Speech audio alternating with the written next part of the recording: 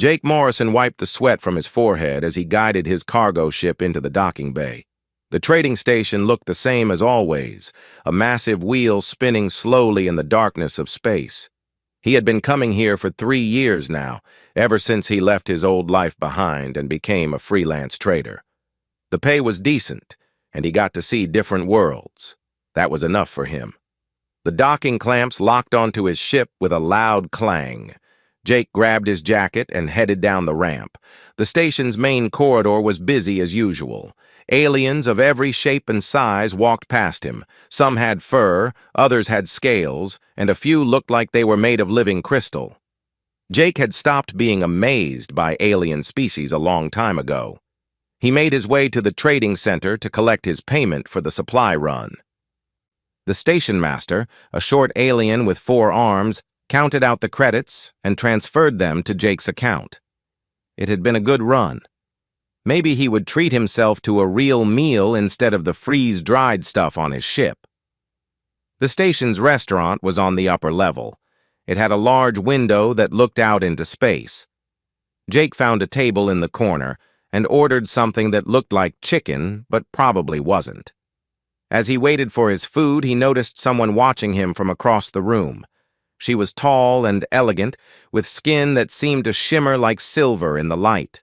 Her eyes were large and dark, and she moved with a grace that made her seem like she was floating. Jake recognized her species immediately. She was a Velen. Everyone in the galaxy knew about the Velens. They were scholars and diplomats. Famous for being peaceful and wise, they hadn't fought a war in thousands of years. The Velen woman smiled and walked over to his table. "Excuse me," she said in perfect English. "You are human, yes?" Jake nodded. "That's right. Name's Jake Morrison." "I am Zira," she said. "May I sit with you? I find humans fascinating, and I rarely get the chance to speak with one." Jake shrugged and gestured to the empty chair. "Sure, have a seat." Zira sat down gracefully. Her movements were so smooth that Jake felt clumsy just watching her. She leaned forward with interest. "Tell me about Earth. I have read much about your world, but I would love to hear about it from someone who has lived there." Jake wasn't used to aliens being so interested in him.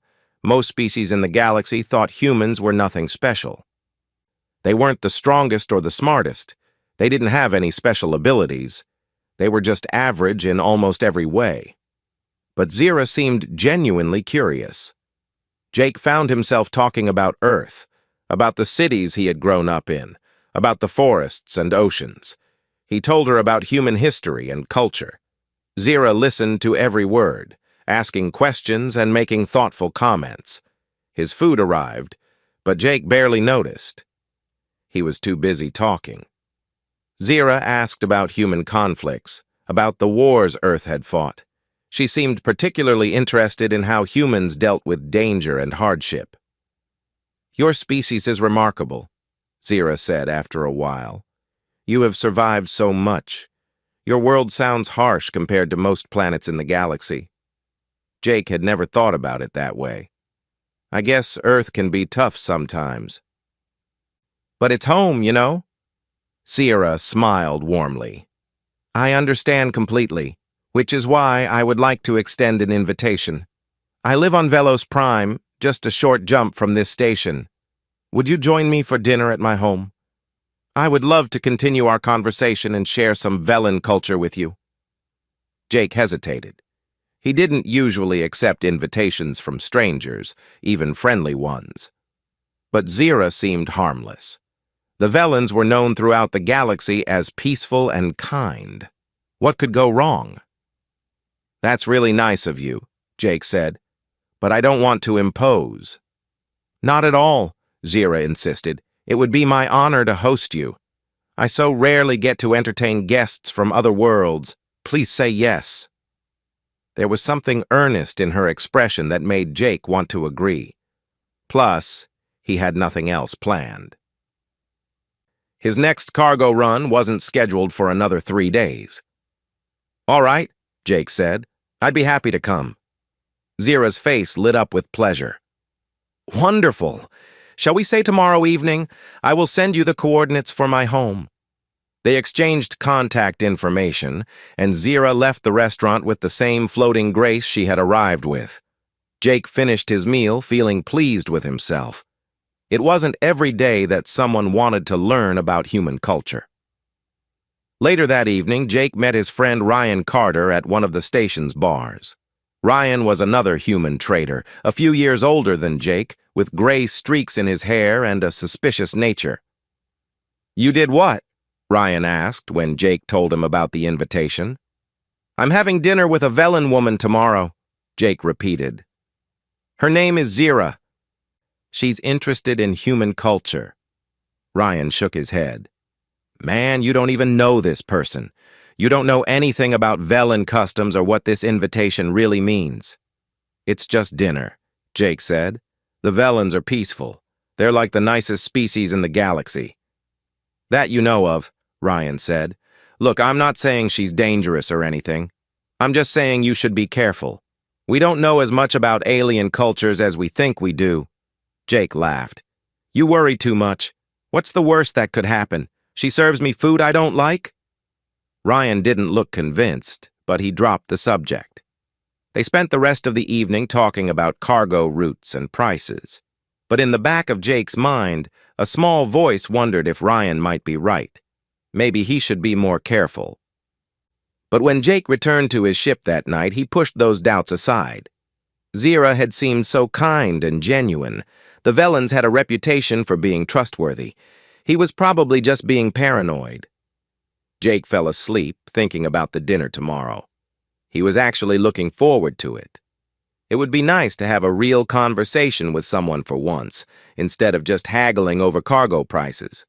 He had no idea that accepting Zira's invitation would be the biggest mistake of his life. Jake's small ship dropped out of faster-than-light travel near Velos Prime. The planet was beautiful, covered in blue oceans and green continents. 3 small moons orbited around it. Jake followed the coordinates Zira had sent him, bringing his ship down through the atmosphere. Her home was located in a quiet area outside the main city. As Jake approached, he saw that the house was unlike anything he had seen before. It was made of some kind of crystal material that caught the light and split it into rainbows. The structure seemed to grow out of the ground naturally, like a plant made of glass. Jake landed his ship in the clearing next to the house. Zira was waiting for him at the entrance. She wore flowing robes that matched the silvery color of her skin. "Jake, welcome," she said with a bright smile. "I am so glad you came." "This place is amazing," Jake said, looking up at the crystalline walls. "I've never seen architecture like this." "Thank you," Zira said. "Velen buildings are grown rather than built. We shaped them over many years using sound frequencies. Please come inside." The interior of the house was just as stunning as the outside. The walls seemed to glow with a soft light. Strange plants grew in pots throughout the rooms. Art pieces that looked like frozen music hung on the walls. Everything was elegant and peaceful. Zira led Jake through a hallway to a large dining room. A table was already set with dishes and glasses that looked like they were made from colored water. The smell of food filled the air, strange but not unpleasant. "Please, sit," Zira said, gesturing to one of the chairs. Jake sat down, feeling a bit awkward. The chair adjusted itself to fit his body perfectly. The table was covered with different foods, none of which Jake recognized. There were blue fruits, purple vegetables, and something that looked like bread, but sparkled. "I hope the food is suitable for human biology," Zira said, as she sat across from him. "I researched your species' dietary needs carefully." "I'm sure it will be fine," Jake said. He picked up something that looked like a small cake and took a bite. It tasted sweet and tangy at the same time. As they ate, Zira asked more questions about Earth. But these questions were different from yesterday. She wanted to know specific things about human history. She asked about wars, about how humans trained soldiers, about survival techniques. "You seem really interested in human conflicts," Jake said, starting to feel a bit uncomfortable. Forgive me, Zira said quickly. It is just so different from Velen history. We have been peaceful for so long that violence is almost impossible for us to understand. Your species has overcome so much adversity. It is admirable. Jake relaxed a little. That made sense. To a species that had never known war, human history probably seemed fascinating in an academic way. Tell me, Zira continued, is it true that humans can survive injuries that would kill most other species? I don't know about that, Jake said. We're pretty fragile compared to a lot of aliens. I mean, I've met species with armored skin and redundant organs. Humans are just regular flesh and blood. Zira tilted her head. But you are more durable than you appear, yes? I have read that humans have remarkable endurance and pain tolerance.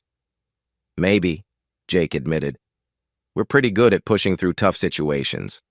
It's just how we evolved, I guess. As they talked, Jake started noticing things about the house that seemed odd. The doors were much heavier than they needed to be, with locks that looked more like security systems. Through an archway, he could see what looked like surveillance equipment on a shelf, and there was a stairway leading down to a lower level that had a reinforced door. You have a basement? Jake asked. Zira's smile didn't change. Yes, for storage. Velos Prime has storms sometimes, and we keep supplies underground. Just a precaution. That made sense, but something about the way she said it felt wrong. Jake tried to access his communication device under the table, wanting to send a quick message to Ryan, but the device showed no signal. That was strange. It should have been able to connect to his ship at this distance.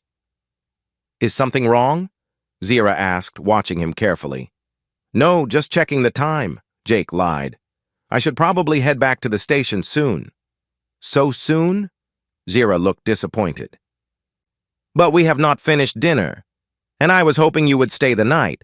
It is traditional for Velen hosts to offer lodging to their guests. That's really kind, Jake said, but I should get back to my ship. I insist, Zira said. Her voice was still friendly, but there was something firm underneath it. The guest room is already prepared. It would be rude to refuse. Jake heard something click. He looked around and realized that the doors to the dining room had locked. He could see the bolts sliding into place. Zira, what's going on? Jake asked, his hand moving toward the small knife he kept on his belt. Nothing to worry about, Zira said, standing up. Her graceful movements suddenly seemed more calculated than elegant. I simply want to make sure you are comfortable. For privacy, you understand. Privacy from what? Jake stood up too, his instincts screaming at him that something was very wrong. Zira walked to a panel on the wall and pressed something. The lights in the house shifted from soft white to a dim red. You see, Jake, I have not been entirely honest with you. I am a scholar, that much is true, but I study more than just culture. What do you study? Jake asked, slowly backing toward the door. Potential, Zira said. The potential of different species, their value in various markets. Jake's blood ran cold. Markets? The galaxy is not as peaceful as you think, Zira said. There are places where strength and survival skills are valuable, very valuable. And humans, despite being so average in most ways, have a reputation for being surprisingly resilient. Jake pulled out his knife. You're going to let me leave, Zira? She laughed softly. With what? A small blade? I have reinforced doors, security systems, and help on the way. You are in my home, Jake Morrison, and my home is very secure. Jake heard footsteps from somewhere below. Heavy footsteps. More than one set. Whatever was in that basement was coming up. I thought the alien woman was harmless, Jake muttered to himself. I'm an idiot. Zira smiled, showing teeth that were sharper than they had appeared before. Do not feel bad. Everyone underestimates everyone else. That is how the galaxy works. I thought capturing a relaxed human would be easy. Perhaps I am the idiot too. We shall see. The door to the basement opened, and two massive aliens stepped into the hallway. They were built like tanks, with gray skin like stone and arms as thick as tree trunks. Jake recognized them as crone, a warrior species known for their strength. Jake looked at the knife in his hand, then at the two crone, then at Zira's confident smile. He was trapped in a house made of crystal, with no weapons and no way to call for help. This was going to be bad. The two Kron enforcers moved into the room slowly, blocking any path to the exit. They were each at least 7 feet tall and built like walking mountains. Their stone-like skin probably meant that Jake's little knife would do about as much damage as throwing a pebble at a tank. "There is no need for violence," Zira said calmly. "If you cooperate, this will be much easier for everyone." Jake's mind raced. The dining room had no windows. The doors were locked and reinforced. The only furniture was the table and chairs, neither of which would be useful as weapons against the Kron. He was trapped. "What exactly do you want from me?" Jake asked, trying to buy time. "I already told you," Zira said. "You have value. Humans are becoming quite popular in certain circles. Your endurance, your ability to think under pressure, your surprising toughness. There are people who will pay well for a healthy human specimen." "Specimen?" Jake felt sick. "You're talking about slavery." "Such an ugly word," Zira said. "Think of it as employment opportunity. You will fight in controlled environments for entertainment. If you survive and perform well, you could even earn your freedom eventually." "Fighting rings," Jake said. "You're selling people to illegal fighting rings." Zira shrugged elegantly. "The galaxy has many forms of entertainment. Some are more accepted than others, but the credits spend the same either way." One of the Kron took a step forward. Jake noticed the alien moved slowly, deliberately. They were strong, but speed was not their advantage. That was something. "I would prefer not to damage you," Zira continued. "Your value decreases if you are injured, so I will give you a choice. You can take the sedative I offer, sleep peacefully, and wake up in a comfortable holding cell, or my associates here can force the issue, which will be unpleasant for all of us." Jake looked at the Kron again. They weren't carrying weapons that he could see. They didn't need weapons. Their fists alone could probably punch through a wall, but they were confident, almost lazy in their movements. They expected this to be easy. "Everyone always underestimated everyone else," Zira had said. Maybe she was right. "Can I ask you something first?" Jake said. Zira nodded graciously. "Of course. I am not cruel. You're Velen. Your whole species is supposed to be peaceful. How did you end up doing this?" For a moment, something dark crossed Zira's face. "Peace makes you soft, Jake. My people have been scholars and diplomats for so long that we forgot what the galaxy really is. We forgot that out here, in the spaces between the laws, power and credits are all that matter. I simply chose to remember what my ancestors knew. That survival requires more than kind words." "So you prey on other species instead," Jake said. "I provide a service," Zira corrected, "and I am very good at it. Do you know how many species I have sold? Dozens. Your friend Ryan Carter warned you to be careful. You should have listened to him." Jake's blood went cold. "You know Ryan?" "I know of him," Zira said. "I researched you before extending my invitation. I always do. Single human, no close family ties, works alone. Perfect."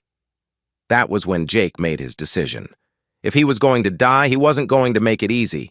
And if he was lucky, maybe he could find a way out of this.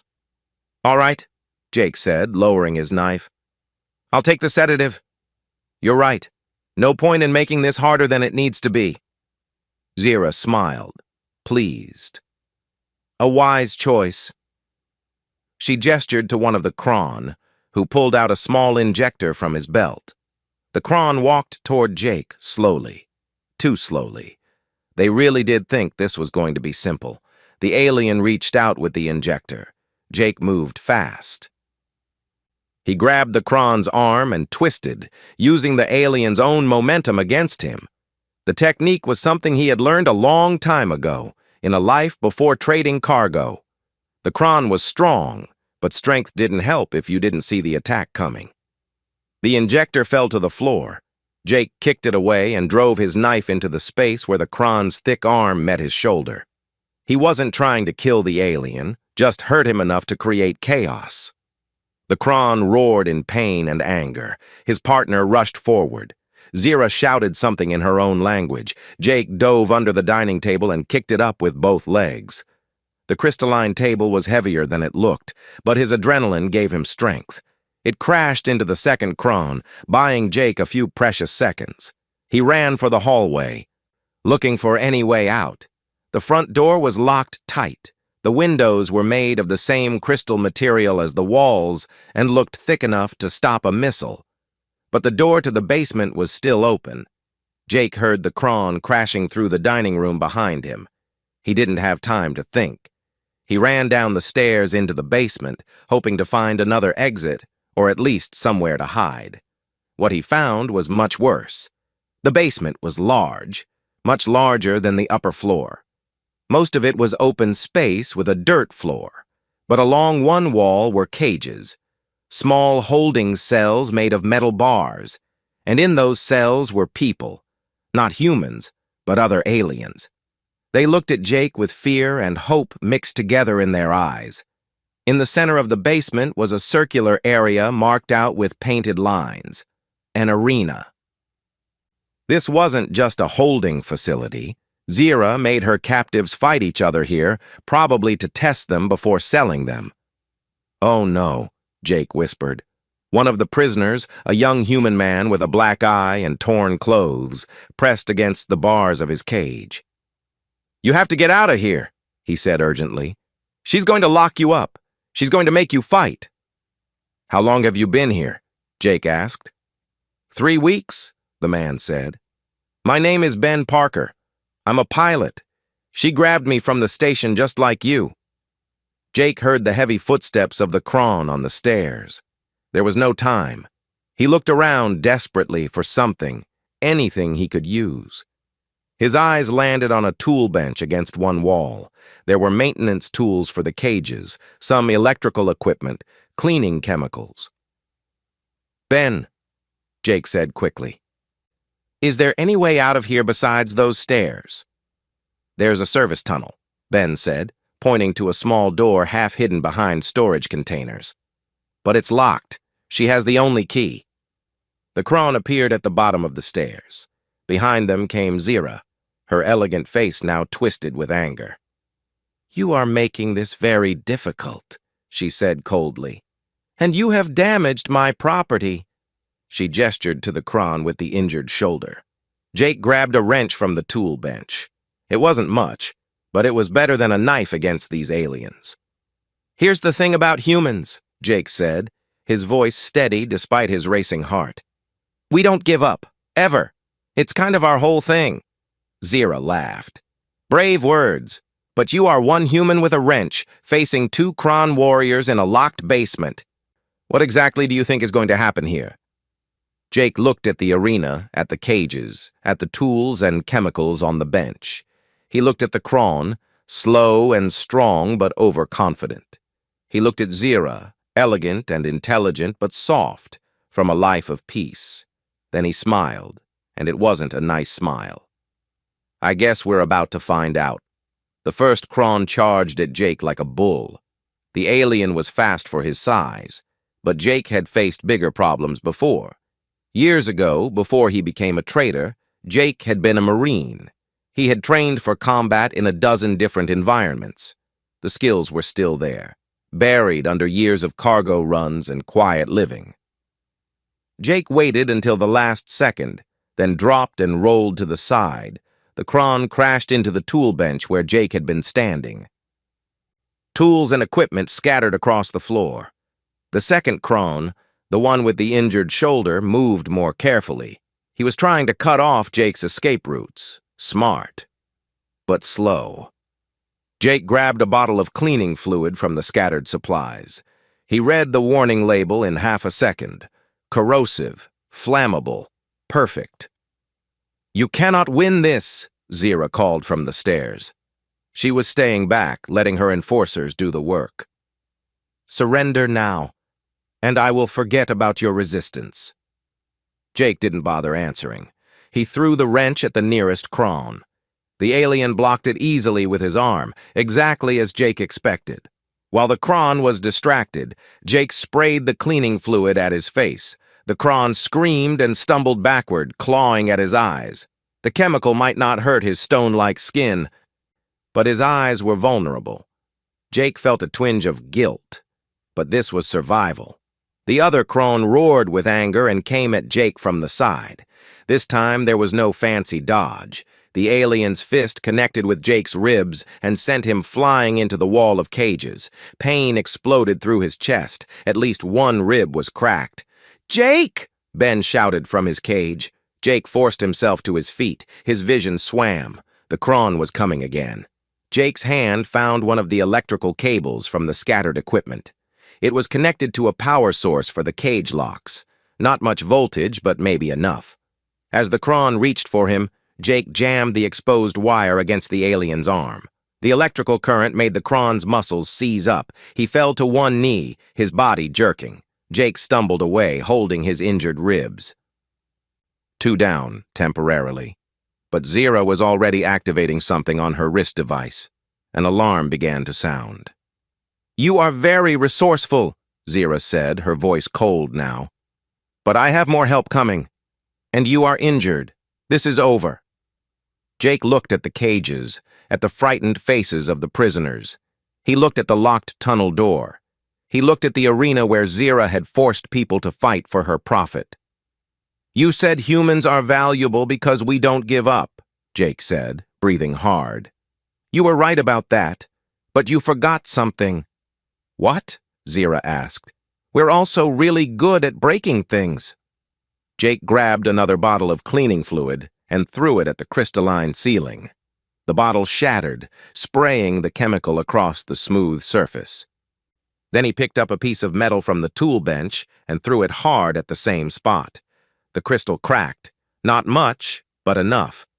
The structure of the ceiling was compromised. Velen buildings were beautiful and strong, but they were grown, not built. They were organic, and organic things had weaknesses. Jake hit the crack again and again with anything he could find. The sound of breaking crystal filled the basement like shattering glass. Zira's eyes went wide with horror. "Stop!" she screamed. "You will bring the whole house down." "That's the idea," Jake said. The ceiling groaned. Pieces of crystal began to fall. The Kron with the burned eyes stumbled toward the stairs, trying to escape. The other one was still jerking from the electrical shock. Zira ran up the stairs, her graceful composure completely gone.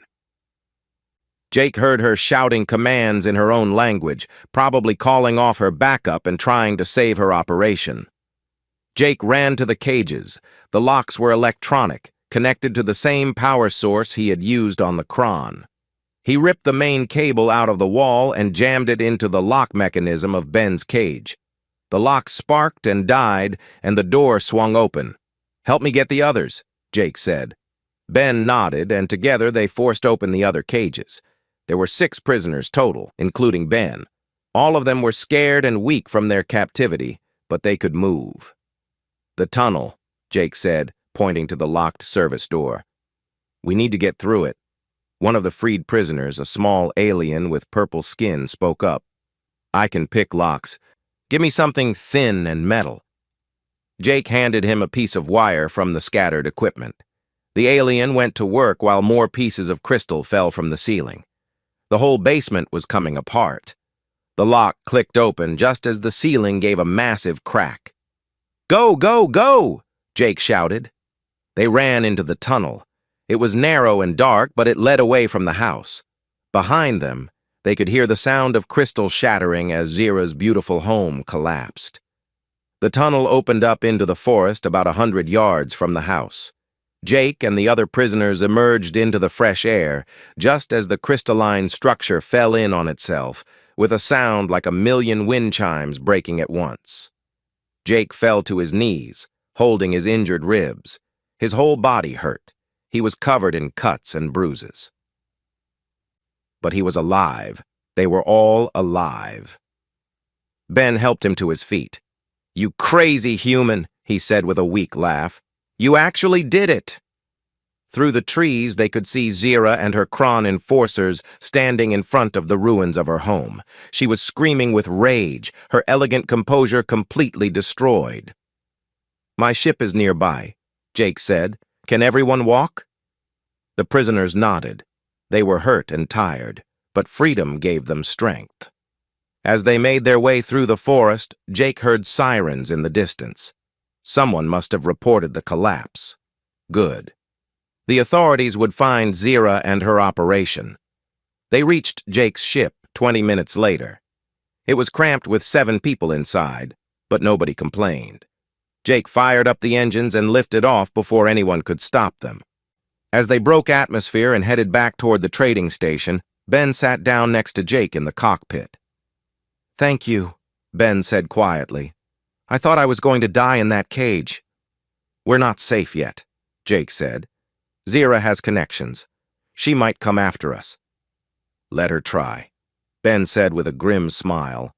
She learned today that humans are not as easy to deal with as she thought. Jake looked at his hands on the controls. They were shaking from adrenaline and pain. He had been a trader for 3 years, trying to leave his old life behind. But when it mattered, he had fallen back on his training. He had remembered how to fight, how to survive. "No," Jake said softly. "I guess we're not." As they flew toward the station, Jake sent a message to Ryan Carter. His friend was going to be very smug about being right to warn him. But Jake didn't care. He was alive. And Zira had learned an important lesson. The galaxy was full of people who underestimated each other. But underestimating a human was a particularly dangerous mistake to make. The trading station's security met Jake's ship as soon as he docked. They had received his transmission about Zira's operation and the freed prisoners. Station security was tight about illegal activities, especially when it involved slavery and fighting rings. Jake and the others were taken to the security offices for questioning. A human woman in a commander's uniform interviewed Jake personally. Her name was Lisa Hayes, and she worked for Human Diplomatic Security. "Walk me through what happened," Commander Hayes said, sitting across from Jake in the small interview room. Jake told her everything. The invitation from Zira, the dinner, the discovery of the basement arena, the escape. Hayes listened without interrupting, taking notes on her tablet. "You were lucky," Hayes said when he finished. "The Velen authorities raided what was left of Zira's property 2 hours ago. They found evidence of her trafficking operation going back 5 years. She had been selling captives to fighting rings throughout the sector." "What about Zira?" Jake asked. "In custody," Hayes said, "along with her 2 Kron enforcers and 3 other associates.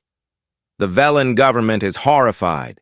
They are claiming that Zira's actions go against everything their culture stands for." "Do you believe them?" Jake asked. Hayes shrugged. "Probably. The Velens really are peaceful as a species, but every species has its outliers. Individuals who choose a different path." She looked at Jake carefully. "Your service record says you were a Marine. Combat experience in the frontier wars." "That was a long time ago," Jake said. "Not so long that you forgot how to handle yourself," Hayes observed. "You took down 2 Kron enforcers with improvised weapons. That is impressive." Jake touched his bandaged ribs. The station's medical team had treated him for cracked ribs, cuts, and bruises. He would be sore for weeks. "I got lucky and desperate." "You were also trained," Hayes said. "Which brings me to my next point. This incident has caused something of a stir. The other freed prisoners have been telling their stories to the station authorities. They are talking about how a single human went up against multiple opponents and won. Word is spreading. Word about what? Jake asked, though he had a sinking feeling he knew where this was going. About humans, Hayes said. About what we are capable of. You see, the galaxy has a certain view of humanity. We are seen as average, not particularly strong, not particularly fast, not particularly smart, just another species among thousands. That sounds about right, Jake said. Hayes shook her head. But it is not right. It is incomplete. Yes, we are not the strongest or the fastest, but we evolved on a death world, Jake. Earth is a harsh planet by galactic standards. Heavy gravity, dangerous weather, predators, diseases. Every other intelligent species in the galaxy evolved on easier worlds or was uplifted by genetic engineering. I don't understand what you're getting at, Jake said. Humans are survivors, Hayes explained. We have endurance, adaptability, pain tolerance, and tactical thinking that other species lack.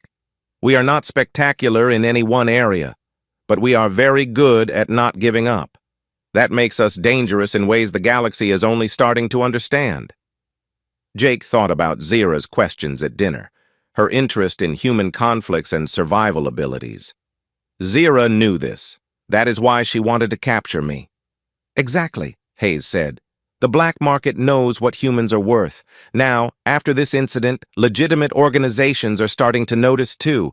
You have already received job offers. What? Jake said, surprised. Hayes turned her tablet around to show him. There were dozens of messages. Private security firms, exploration companies, even military contractors.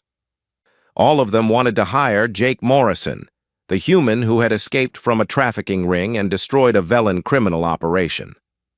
I don't want any of this, Jake said, pushing the tablet away. I just want to go back to running cargo.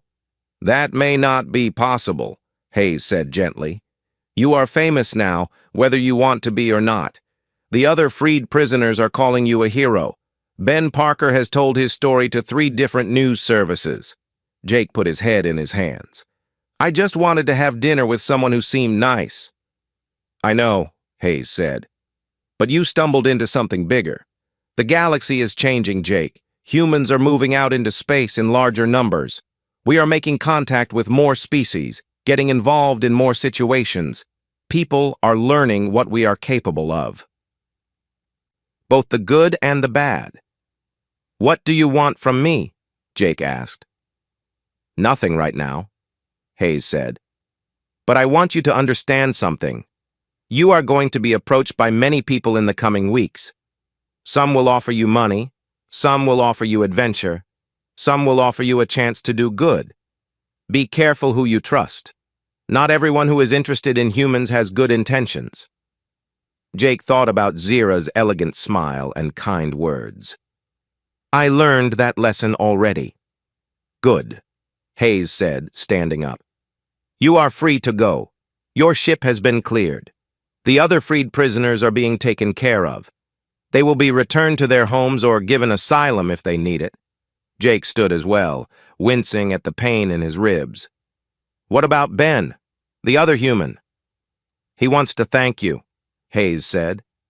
He is waiting outside. Ben Parker was indeed waiting in the corridor.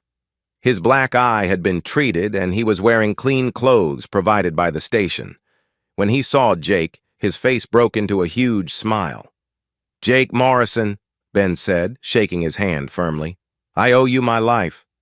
You would have done the same, Jake said. Maybe, Ben said, but you are the one who actually did it. You know what is funny? I thought Zira was harmless when she invited me for drinks. Peaceful Velen, interested in human culture. I walked right into her trap. Same here, Jake admitted. I guess we both learned to be more careful. Or maybe the galaxy learned to be more careful of us, Ben said with a grin. I talked to some of the other freed prisoners. They said they had never seen anything like what you did. Using the environment, improvising weapons, refusing to give up even when you were hurt. They said it was like watching a different species entirely. I just did what I had to do, Jake said. That is exactly what makes humans dangerous, Ben said. We do what we have to do, every time, no matter what. They talked for a while longer, exchanging contact information and promising to stay in touch. Then Ben left to catch a transport back to his home planet. Jake returned to his ship. Ryan Carter was waiting for him at the docking bay. I told you to be careful, Ryan said, but there was no smugness in his voice, just relief. When I heard what happened, I thought you were dead. Almost was, Jake admitted. You were right. I should have listened to you. Yeah, you should have, Ryan agreed. But I am glad you made it out. And I am proud of you for saving those people. They went to the station bar, and Jake told Ryan the whole story over drinks. By the time he finished, several other people had gathered around to listen. Word really was spreading fast. Over the next few days, Jake's message inbox filled with offers and requests, security jobs, exploration contracts, interview requests from journalists. He deleted most of them without reading them. A few seemed legitimate, but Jake was not ready to make any decisions yet. He did accept one invitation, though. Ben Parker invited him to visit his family on their home colony. They wanted to meet the man who had saved their son. Jake figured he could spare a few days for that. On his last night at the station before leaving, Jake stood at the large window in the main corridor, looking out at the stars. Commander Hayes found him there. Have you thought about what you are going to do? She asked. Keep flying, Jake said. Keep running cargo. Try to stay out of trouble. The galaxy is starting to notice humanity, Hayes said. That brings opportunities and dangers. We need people like you, Jake. People who understand both sides of what humans are capable of. I am not a hero, Jake said. I just wanted to survive. That is what makes you perfect, Hayes said. You are not looking for glory or power. You just want to live your life. But when pushed, you fight back. That is the human story in miniature. Jake looked at his reflection in the window. He saw a tired trader with bruises and bandages. Not a hero, not a warrior, just a man who had been in the wrong place at the wrong time and had to do what was necessary. Zira made a mistake, Jake said quietly. She thought I was harmless because humans seem average. She underestimated me. The whole galaxy has been underestimating us, Hayes said. But they are learning. Every human out here in space is teaching them lessons about what we really are. Sometimes those are good lessons about our compassion and creativity. Sometimes they are hard lessons about our resilience and refusal to quit. What do you think the galaxy will do when they fully understand what humans are? Jake asked. Hayes smiled. Some will fear us, some will respect us, some will try to use us, but all of them will remember this. Humans are the species that came from a death world and decided to explore the stars anyway. We are survivors, and survivors are never truly harmless, no matter how average they appear. Jake thought about that as he returned to his ship later. He plotted a course away from the station, away from the attention and the offers. He just wanted to fly for a while and think about everything that had happened. As his ship jumped into faster-than-light travel, Jake made a decision. He would keep being a trader. He would keep living a quiet life. But he would also remember what he was capable of when necessary. And he would never again assume that anyone was truly harmless just because they seemed kind. The galaxy was full of predators and prey, heroes and villains. Humans were learning to navigate this new reality. And the galaxy was learning about humans in return. It was going to be an interesting education for everyone involved.